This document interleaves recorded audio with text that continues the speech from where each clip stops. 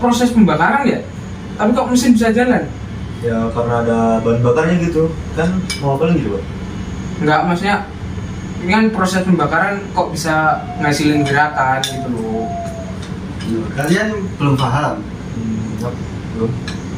Oke, pertama masuk Oke, mari kita pada Silakan. awal yaitu pengertian pembakaran. Reaksi kimia yang terjadi antara material yang dapat terbakar dengan oksigen pada volume dan temperatur tertentu. Baik, yang selanjutnya itu ada konsep dasar pembakaran. Konsep dasar pembakaran itu ada 3. Yang pertama itu bahan bakar, yang kedua oksigen, yang ketiga sumber nyala atau panas.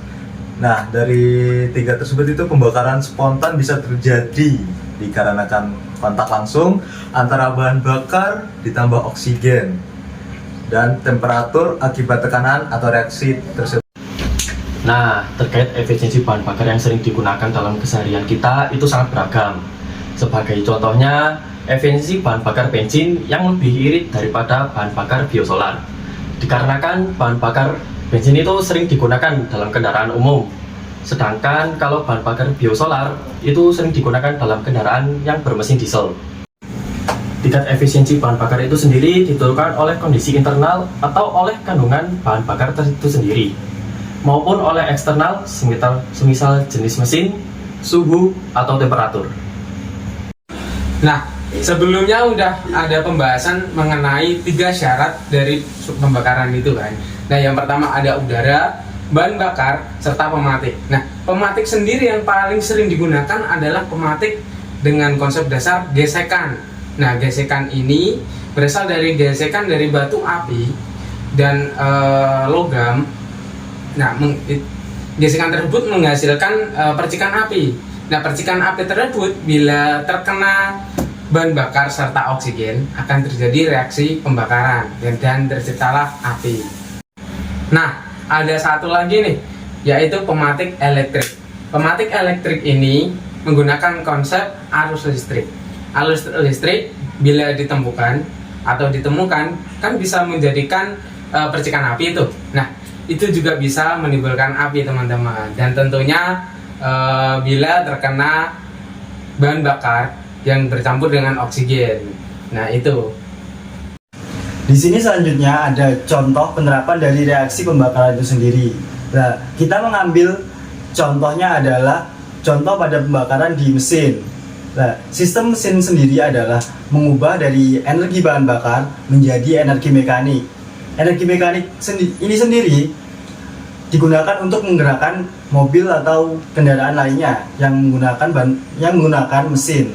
Nah, selanjutnya bagaimana reaksi pembakaran ini terjadi di mesin? Nah, yang pertama ada piston. Piston di sini memegang peranan penting. Piston akan menarik udara dari katup udara masuk ke dalam chamber atau kamar dari piston itu sendiri.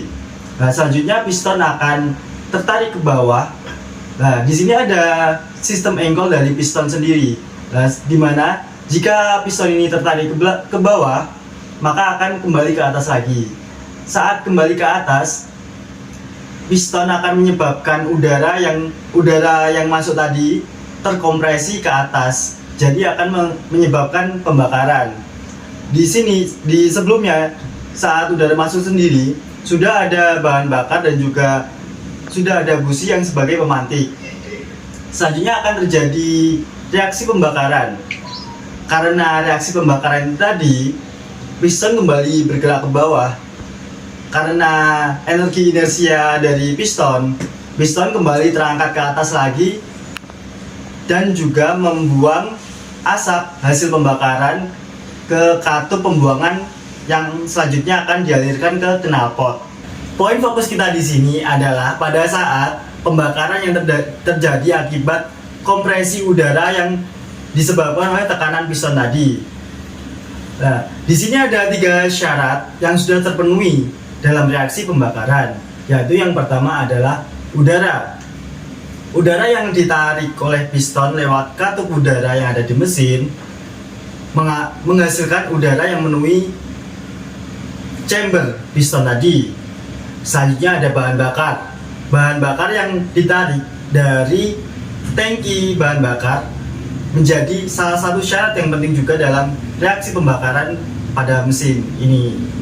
Selanjutnya juga ada pemantik. Nah, pemantik ini sendiri terjadi karena adanya kompresi udara yang ditekan oleh piston dan juga ada busi sebagai pemantik elektrik yang ada di mesin.